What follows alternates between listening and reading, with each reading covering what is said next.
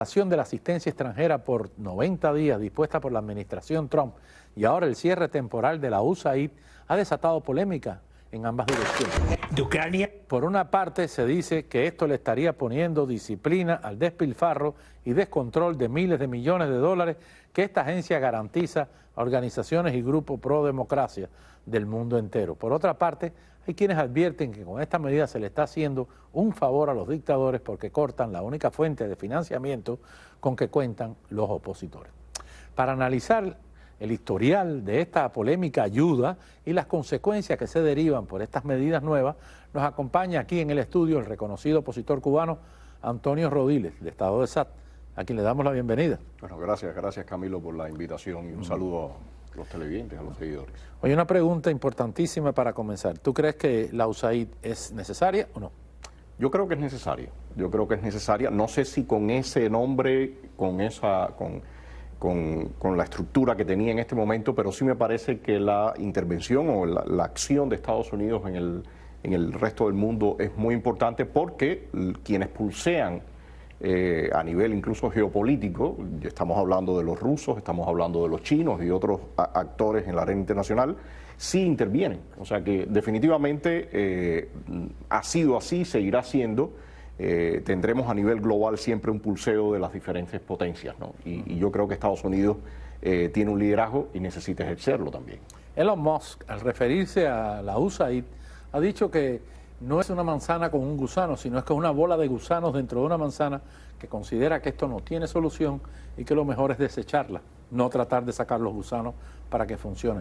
Bueno, este símil, esta metáfora, ¿crees tú que coincide con la realidad de lo que es el USAID? Yo creo, por lo menos desde mi perspectiva, sí, y no solamente la USAID o USAID, tenemos otras agencias, tenemos NET, tenemos el IRI, tenemos NDI, incluso las que tienen que ver con las transmisiones al tema de Cuba, de la Radio y TV Martí. Yo creo que hay muchas agencias que necesitan o una revisión o ser cerradas y rehechas, ¿no? Reestructuradas desde fondo. O traspasados sus poderes a otra persona. Exactamente, porque no están funcionando y en algunos casos una labor que es necesaria y casi obligada está resultando contraproducente.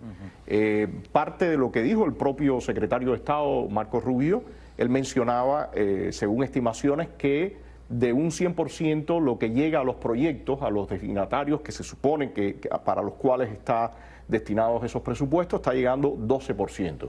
Yo diría que en algunos casos hasta menos, ¿no? En el caso cubano, mi experiencia y lo que hemos visto es ¿Tu experiencia dentro de Cuba como opositor? Exactamente. ¿No Camilo. recibía fondos de la USAID? Mira, sí se recibían recursos, pero lo que pasa es que una ínfima cantidad en relación a lo que se estaba disponiendo.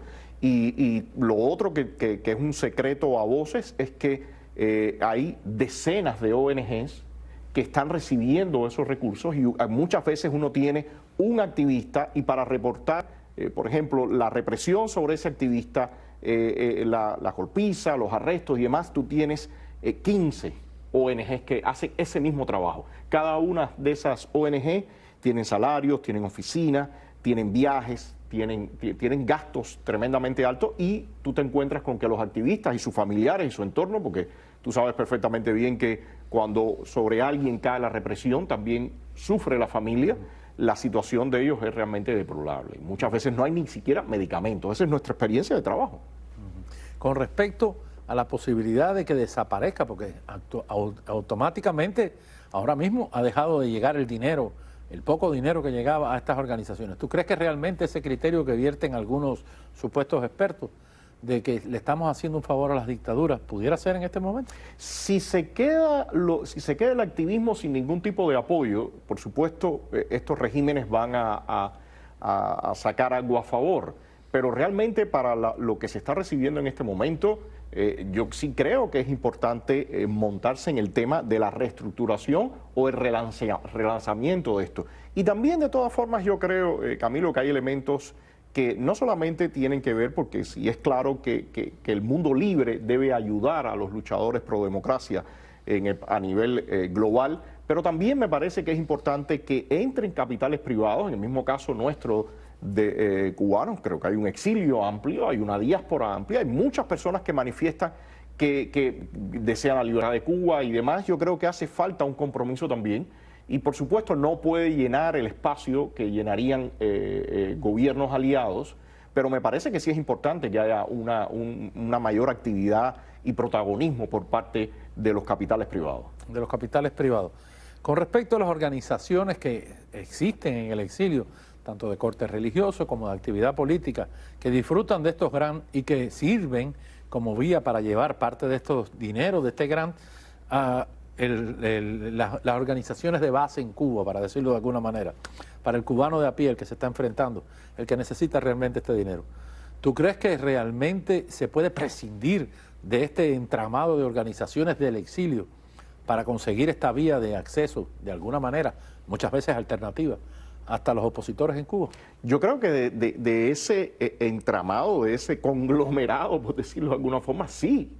Me parece que todo esto se puede hacer mucho más eficiente y eficaz.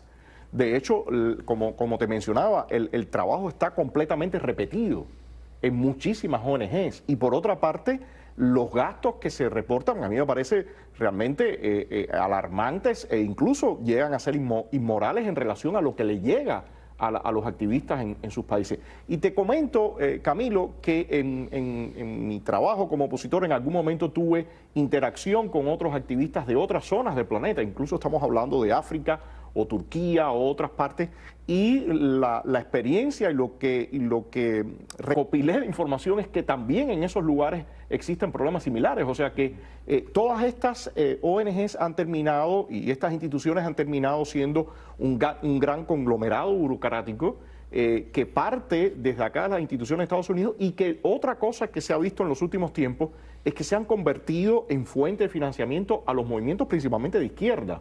Todo esto que hemos visto en los últimos tiempos de lo que se conoce como progre o woke o neomarxismo, están recibiendo fondos tremendos, y muchas veces las propias instituciones, aunque no compartan esa línea, pues al menos tienen que aceptarla, o como se dice, hacerse de la vista gorda. No puede criticarse, no puede señalarse todo el daño que ocasiona este tipo de ideología de identidad grupal o neomarxista, y te lo digo de nuevo por experiencia propia. Esta experiencia que estás narrando de cómo se fue transformando la USAID y su ayuda. Camilo, fue creada durante Reagan. Si hay un paradigma anticomunista, Es NED, por supuesto. es Reagan.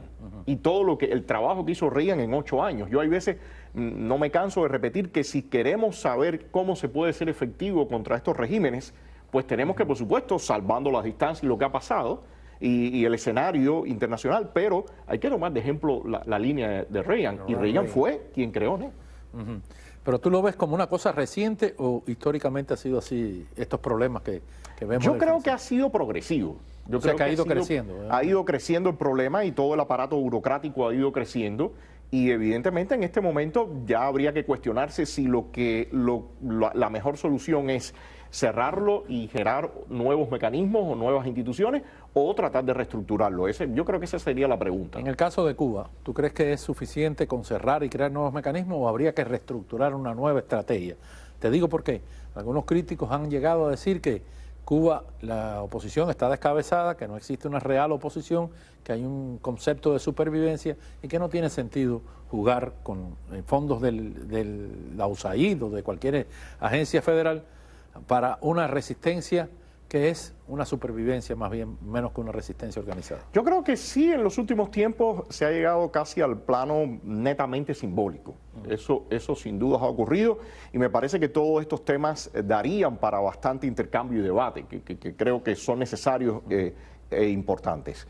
Pero de todas formas, Camilo, no dar un apoyo, y por eso te mencionaba el tema de Reagan y su famosa doctrina Reagan.